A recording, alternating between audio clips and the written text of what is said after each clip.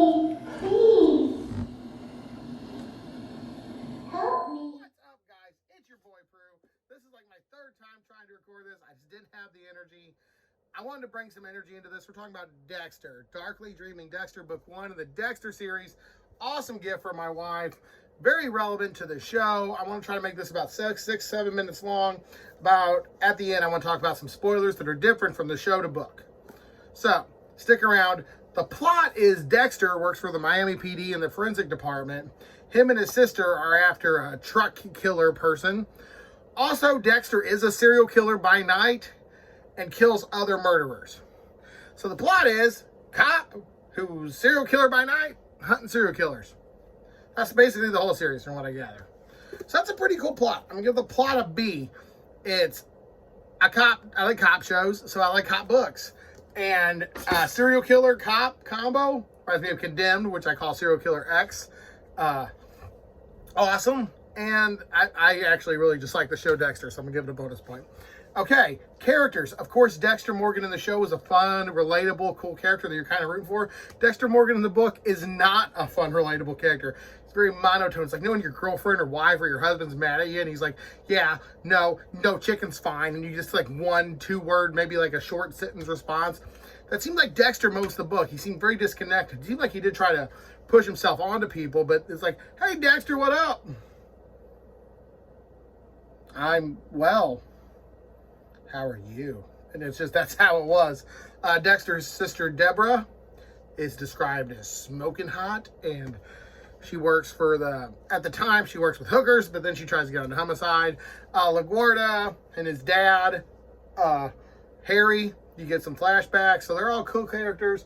My favorite character is the Dark Passenger, Dexter's crazy little serial killer voice, and they kind of reference him a little bit, and the writing style changes, like it's in italics. And you can tell when the Dark Passenger's talking. I thought that was really cool. So I'm going to give the characters also a B. Oh, did I give the first one a grade? The first grade's a B also. This whole book's going to get B's. Everything's good. Nothing's great. Spoiler. Okay. Pros and cons. Pros, the way the writing is, it's quick. It feels like a cop show. You could totally see how easy this one was to reference, to turn it from book to movie. You definitely had to elongate the show because you could fit that whole fucking, yeah, there wasn't a lot. There's 300 fucking pages. Come on. I mean, there's not a whole fucking 10 hours worth of TV there. But what is there is good. Pros, though. The plot's fun. The characters are okay. And it's cool to see a guy trying to fit in a fish out of water story, which is everywhere he fucking goes. The cons, though, is you get a little tired of everybody pretty quickly. Like, all the characters wear on you. Because it's like, yes, Dexter, I get it. You're a fucking sociopath. Yes, Deb, I get it. You want to... Yes, Stokes, I get it. You're pissed off and sneaky. Yes, LaGuardia. In the show, in this, she's a fucking just barely a detective. I don't know what the fuck's going on. And I don't want to say the name of the thing because of spoilers, but yeah, I get your thing, too. Okay, terrific. Fucking great. But... I liked them. It just wore on me. Nothing had a lasting power in this. I'm hoping with better backstories and getting involved with characters that the characters will grow and I will grow with them, and maybe my opinion will grow as well. Who the fuck knows? But Journey. How did I enjoy this journey? 312 pages, I think, is my copy, but I hear some people's are 275. I'm going to say that this was actually a good read. It was a good read for the summer, a poolside book. I read most of it just sitting outside, like on break, or I pulled over to the park one day and read for an hour and got like 100 pages done. And it's a great book for that. It is honestly a great outside, warm weather read about a murderer and a cop, and it's easy to digest and easy to go with. But like I said, with the characters and the plot, you get kind of burnt out on them pretty quick. So overall, I'm going to give it a B. It's fun. It's a good read. It's just not great. I'm going to talk about my scale at one point. But basically, it's 5 is I totally recommend it to anybody if I know they like the genre. 4 or A. B is like it's good for a serial killer in the genre. C, it hits. D, it has its moments, but I didn't like it. And F is just don't read it. This is totally a B. It definitely hits. You definitely click with it, but you're not like, oh my God, I'm pulling for it. But at the 5-minute marker, folks, I want to talk about some changes from the show to the book and vice versa. You know what I mean. And I don't want any spoiler warnings or people getting mad. So spoiler alert coming up. Big spoiler alert. Great. If you're here, you're rotted meat and you're spoiled. Welcome, rotted meat. Okay, good. You maggoty flesh. You're all rotted because you've been spoiled. LaGuardia dies in the first book. LaGuardia dies in the 6th or 7th season of the show. Dexter's brother, who is the killer, kills her, and Dexter helps her escape. And he tries to cry at the funeral, but doesn't happen. Some of the names are changed, like Vince and Dokes. Their names are changed, but they're changed just so fucking lightly. I don't know even why it fucking mattered. I would just left them the same.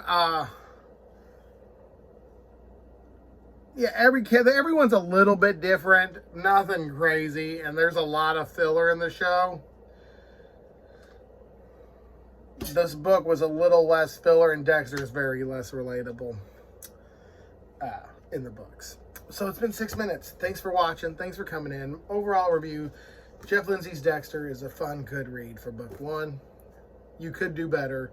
You could do a lot worse. But it's a fun, quick read in a nice, fun summer. And thanks for watching. Big shout out to everyone who's staying till the end of these videos. I'm at 91 subs. I'm doing my best to hit 100. I want to do a giveaway. I have a couple books I want to give to some people who have been... I have some stuff I want to do like a live thank you thing for once I hit 100 for some people who have been with the channel forever. And if you know who y'all know who the fuck you are. We talk, we hang out. Like, we don't hang out in person sometimes. We do live chats and shit. You guys really helped me and was really cool. And like, I was a little down and out during the pandemic because like I work with sports. I technically work for Major League Baseball.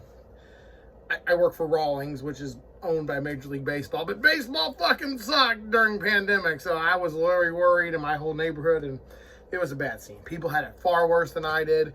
But thanks for being with me during the pandemic, and it was just cool to stay at home, and I didn't have a whole lot of money, so I stayed home and read a lot of books, and y'all sent books, y'all recommended books. The library occasionally opened and then cut hours and stuff, so I was able to just snatch up stacks of books. That's why you see, like, oh, you see these shelves, like, man, there's just some random shit, dude, because at one point I had nothing up here. And I went and bought like 3 bags of books. It was like these random bags of books for like $2 or $3 a piece. And I just grabbed all of them.